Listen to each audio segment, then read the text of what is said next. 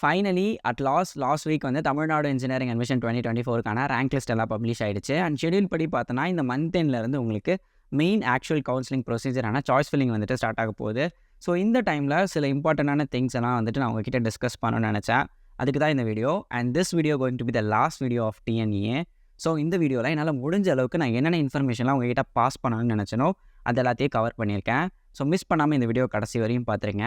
So without any delay let's get into the video.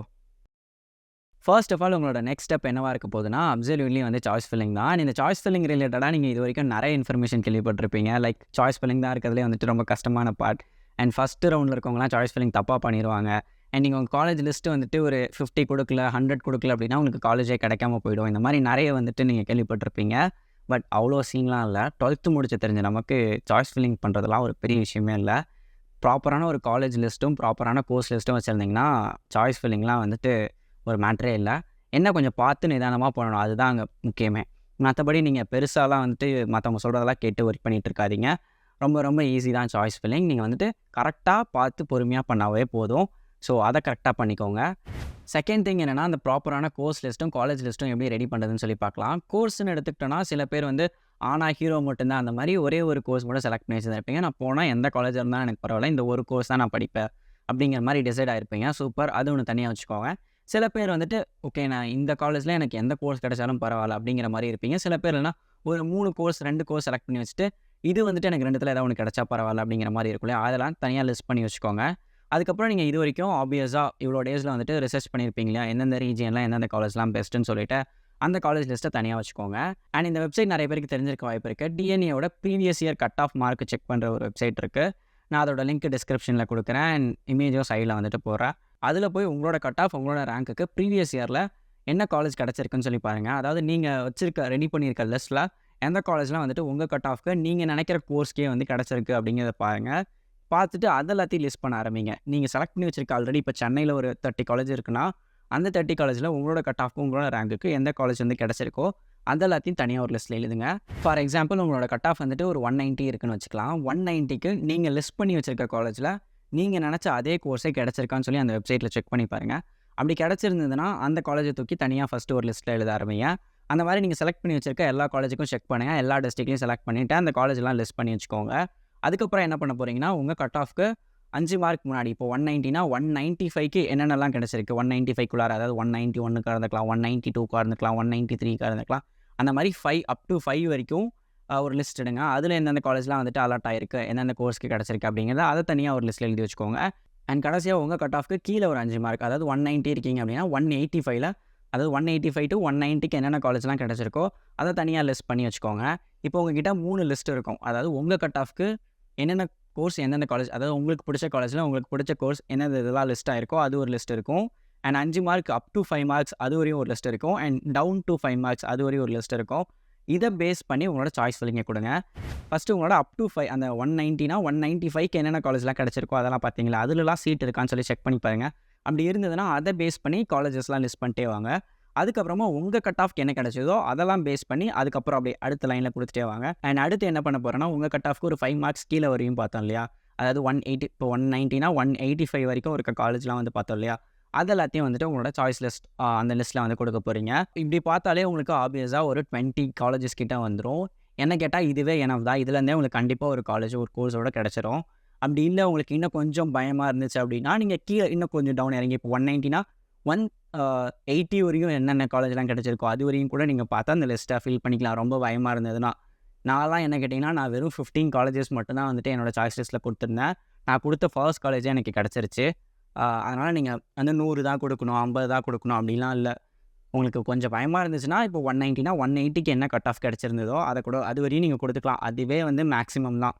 என்ன கேட்டால் ஒரு 20 to 25 காலேஜஸ் நீங்கள் இந்த மாதிரி ப்ராப்பராக ஒரு காலேஜ் லிஸ்ட் ரெடி பண்ணியிருந்தீங்க அப்படின்னா ஒரு 25 காலேஜ் லிஸ்ட் உள்ள ஒரு சாய்ஸ் லிஸ்ட்டே போதுமானதா. பெருசாக நீங்கள் வந்துட்டு 100 காலேஜ் கொடுக்கணும் 50 காலேஜ் கொடுக்கணும்லாம் கிடையாது. உங்கள்கிட்ட அந்த ப்ராப்பரான காலேஜ் லிஸ்ட் ரெடி பண்ணி வச்சுக்க போகிறீங்க. அதில் இருந்ததுன்னா சீட் கொடுக்க போகிறீங்க.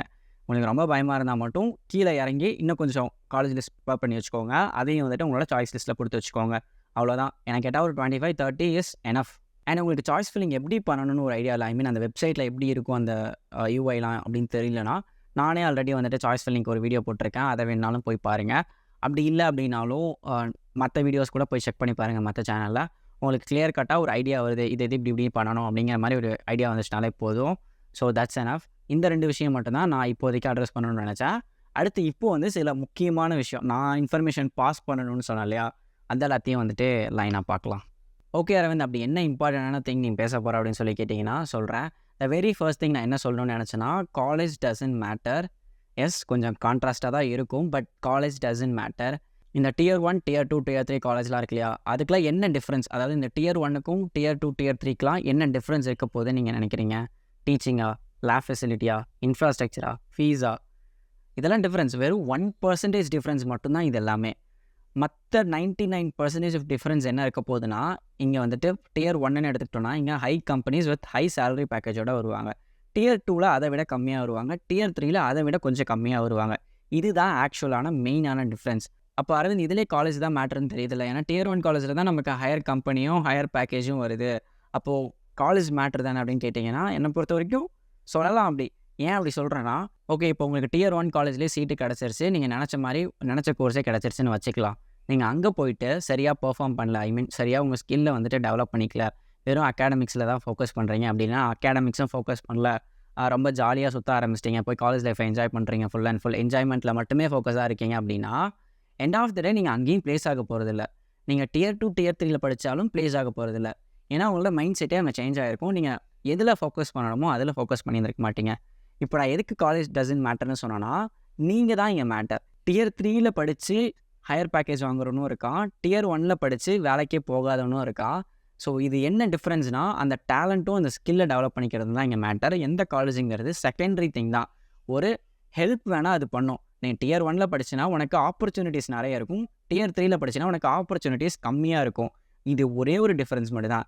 அண்ட் இப்போ நம்ம இருக்கிறது 2024. சோஷியல் மீடியாவோட பவரை வச்சு யார் வேணால் இன்றைக்கி எந்த கம்பெனிக்கு வேணால் அப்ளை பண்ண முடியும். உங்ககிட்ட அதுக்கான ஸ்கில் இருந்தால் மட்டும் போதும். அண்ட் எனக்கு பர்சனலாக தெரிஞ்ச நிறைய பேர் இந்த Tier 2, Tier 3ல் படிச்சுட்டு Tier 1ல் என்ன சேலரி பேக்கேஜ் ஆப்பர்ச்சுனிட்டி இருக்குமோ அந்த கம்பெனிக்கு ஆஃப் கேம்பஸில் ட்ரை பண்ணி உள்ளே போனவங்களும் இருக்காங்க. அந்த பேக்கேஜ் இப்போ வாங்குகிற அளவுக்கும் இருக்காங்க. Tier 2ல் Tier 3ல் படிச்சுட்டு உள்ளே போனவங்க ஆஃப் கேம்பஸில் ட்ரை பண்ணி. இது ஒரு விஷயம். அதுக்காக வந்துட்டு உங்களுக்கு நல்ல காலேஜ் கிடைக்கிது, நான் அதை எடுக்க வேண்டாம்லாம் சொல்லலை.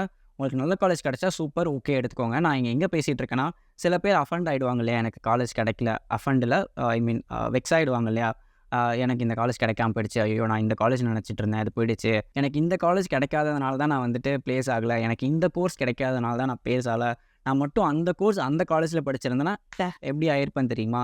இந்த மாதிரிலாம் ரீசன் தேடிட்டு இருக்காமல் உங்களோட ஸ்கில்லை டெவலப் பண்ணுறதை மட்டும் ஃபோக்கஸ் பண்ணுங்கள். நான் ஆல்ரெடி சொன்ன மாதிரி நம்மக்கிட்ட இப்போ சோஷியல் மீடியா பவர் இருக்குது. நம்ம ரைட் நெட்வொர்க்கிங்கை மட்டும் பில்ட் பண்ணிட்டா போதும், நம்மளால் ஈஸியாக பெரிய ஆப்பர்ச்சுனிட்டிஸை கிராப் பண்ணிக்க முடியும். ஸோ இந்த ஒரு விஷயத்தை நான் வந்துட்டு மெயினாக பேசணும்னு நினச்சேன். 1, college doesn't matter. Second thing என்னென்னா, இப்போ நீங்கள் வந்து ரூரல் சைடில் படிச்சுட்டு இருக்கீங்க, ஒரு வில்லேஜ் சைடில் வந்துட்டு படித்து முடிச்சிட்டிங்க. நான் வந்துட்டு காலேஜ் அடுத்து எங்கே பண்ணலான்னு கேட்டிங்கன்னா, என்னை பொறுத்த வரைக்கும் 100% நான் சிட்டிஸை தான் வந்து சஜஸ்ட் பண்ணுவேன். பிகாஸ் நீங்கள் இது வரையும் 12th கம்ப்ளீட் பண்ண வரையும் உங்களுக்கு தெரிஞ்ச இடம், தெரிஞ்ச ஆளுங்க, தெரிஞ்ச இன்ஃப்ராஸ்ட்ரக்சர்லேயே தான் வளர்ந்துருப்பீங்க, தெரிஞ்ச என்விரான்மெண்ட்லேயே தான் வளர்ந்துருப்பீங்க. ஸோ நீங்கள் இது வரையும் ஒரு குட்டி பபுள்குள்ளார தான் இருந்திருப்பீங்க. உங்களுக்கு அதை தாண்டி வெளியே பெருசாக எந்த ஒரு எக்ஸ்போஷரும் இருந்திருக்காது. நீங்கள் என்னையே ஒரு எக்ஸாம்பிளாக எடுத்துக்கலாம். ஏன்னா நான் 10th வரையும் என்னோடய ஸ்டடீஸ் எல்லாமே நான் வந்து ரூரல் சைடில் மட்டும்தான் பண்ணேன். அண்ட் ஹையர் செகண்டரிக்காக தான் சிட்டிக்கு மூவ் ஆனேன். இப்போ நான் பார்த்த எக்ஸ்போஷரும் எனக்கு கிடைச்ச நாலேஜும் ரொம்ப அதிகம்.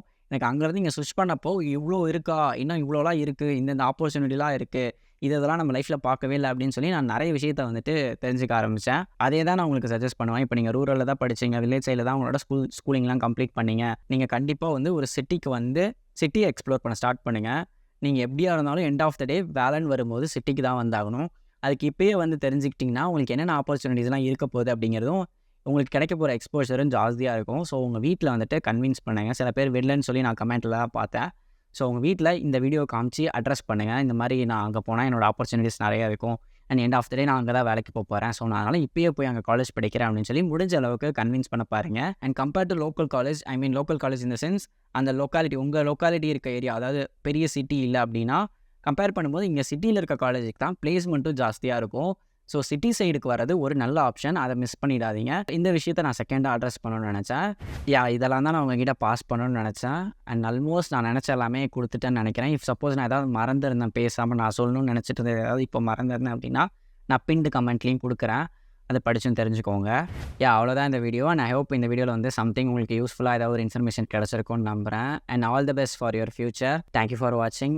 நெக்ஸ்ட்டு வந்துட்டு நல்ல நல்ல வீடியோவில் வந்துட்டு நம்ம மீட் பண்ணலாம். Until then signing off. This is Aravind. To inspire.